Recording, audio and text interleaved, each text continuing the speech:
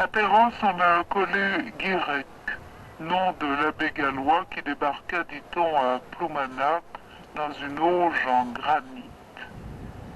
La commune de Perros-Guirec s'étend sur 15 km de côte, de Ponquenec à la vallée du Grand Traouilleros, et compte 6000 habitants en période normale. Elle est la capitale touristique de la côte de Granit Rose. De l'Agnon, plaque tournante de cette unité touristique, il est conseillé de faire en Île Grande, Trégastel, Ploumanac, La Clarté et Perros. Mais c'est à pied que vous devez visiter notre station. Au syndicat d'initiative, vous trouverez le guide des principales promenades.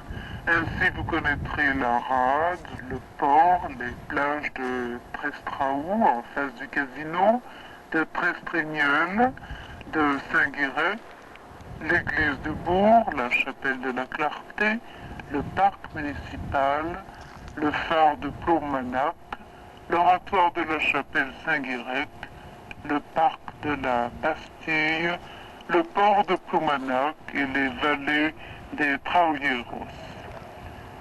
Voici à présent quelques détails du panorama que vous avez sous les yeux. Servez-vous du viseur de l'appareil et des points de repère numérotés gravés en dessous. Il vous sera de la sorte facile de vous orienter.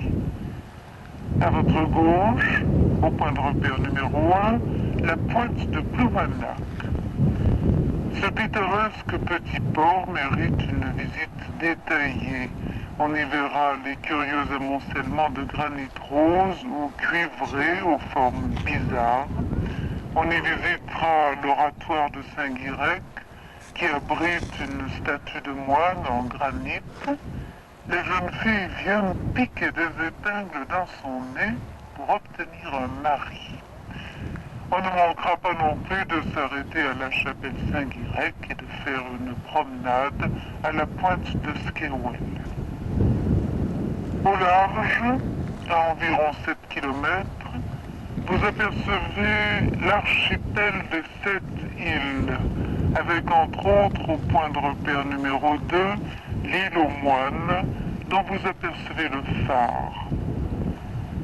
Sur l'île Rouzic, île verte, au milieu du panorama, au point de repère numéro 3, séjournent plusieurs mois de l'année des espèces d'oiseaux rares.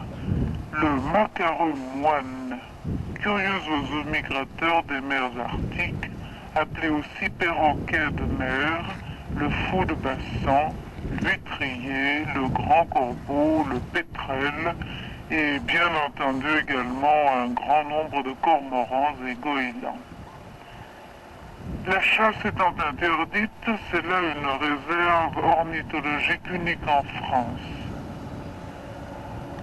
À votre droite, au point de repère numéro 4, s'étend l'île Tomé, longue d'à peu près 2 kilomètres.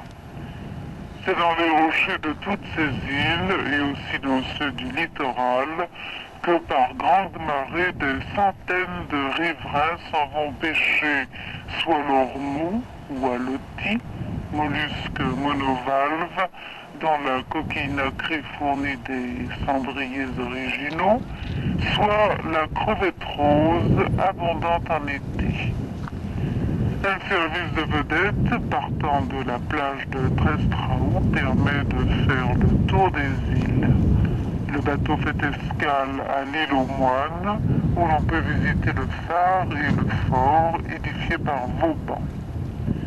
Du bateau qui longe toutes ces îles, vous pourrez admirer ces merveilleux oiseaux rares.